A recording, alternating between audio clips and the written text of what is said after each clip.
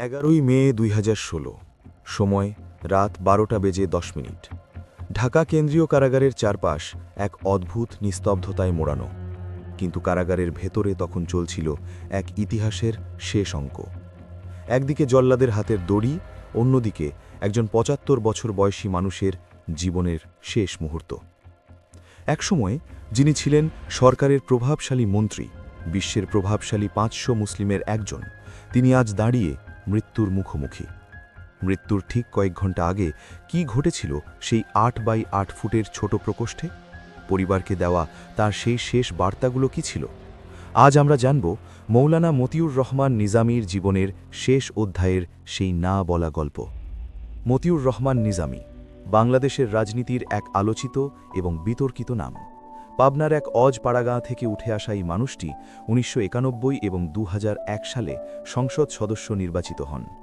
কৃষি ও শিল্প মন্ত্রণালয়ের মতো গুরুত্বপূর্ণ দায়িত্ব সামলেছেন তিনি। এমনকি 2013-14 সালে আন্তর্জাতিক মহলে প্রভাবশালী মুসলিম ব্যক্তিত্ব হিসেবেও তার নাম উঠে আসে। কিন্তু সময়ের পরিক্রমায় দৃশ্যপট বদলে যায়। মানবতা বিরোধী অপরাধের বিচারে তাকে মৃত্যুদণ্ড দেওয়া হয়। 2016 সালের সেই মে মাসের রাত্রি ছিল তার জীবনের শেষ রাত। কারাগারের 8 নম্বর সেল, জানালাবিহীন 8x8 ফুটের একটি ছোট কক্ষ। ভ্যাপসা গরমে ঘামে ভিজে যাচ্ছিল তার গায়ের সাদা সুতির পাঞ্জাবি। কিন্তু সেখানে উপস্থিত জেল কর্মকর্তাদের ভাষ্যমতে তার মুখে ভয়ের কোনো চিহ্ন ছিল না। পরিবার যখন তার সাথে শেষ দেখা করতে আসে, তারা দেখে কক্ষের এক কোণে সবুজ একটি জায়নামাজে বসে তিনি মোনাজাত করছেন। শান্ত এবং স্পষ্ট স্বরে আরবিতে দোয়া পড়ছিলেন তিনি।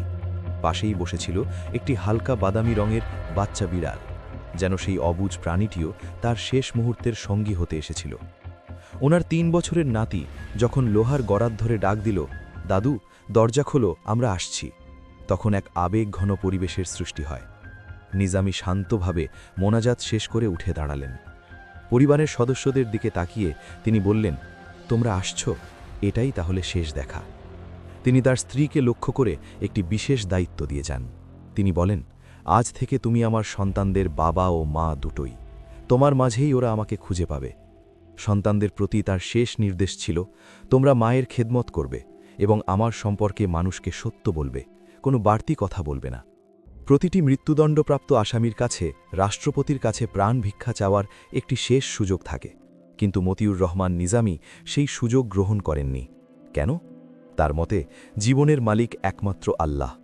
তিনি বলেছিলেন, হায়াত মৌত আল্লাহর হাতে, মৃত্যু যদি আজ রাতেই লেখা থাকে তবে ঘরে থাকলেও হতো। তিনি জেলে বসে 2টি বই লিখেছিলেন, কোরআন ও হাদিসের আলোকে রসুল সাল্লাল্লাহু আলাইহি ওয়াসাল্লাম এবং আদাবে জিন্দেগি। যাওয়ার আগে পরিবারকে এই বইগুলোই আঁকড়ে ধরার অনুরোধ করেন তিনি। রাত তখন শেষের দিকে। নিজামী তার বড় মেয়ে মহসিনাকে কাছে ডেকে নিলেন। বললেন, আম্মু, তোমার মুখে প্রথম আব্বু ডাক শুনেছিলাম, তুমি শান্ত থেকো। এরপর শুরু হয় সেই দীর্ঘ 1 ঘণ্টার মোনাজাত। সেখানে উপস্থিত জেল কর্মকর্তাদের চোখেও তখন জল।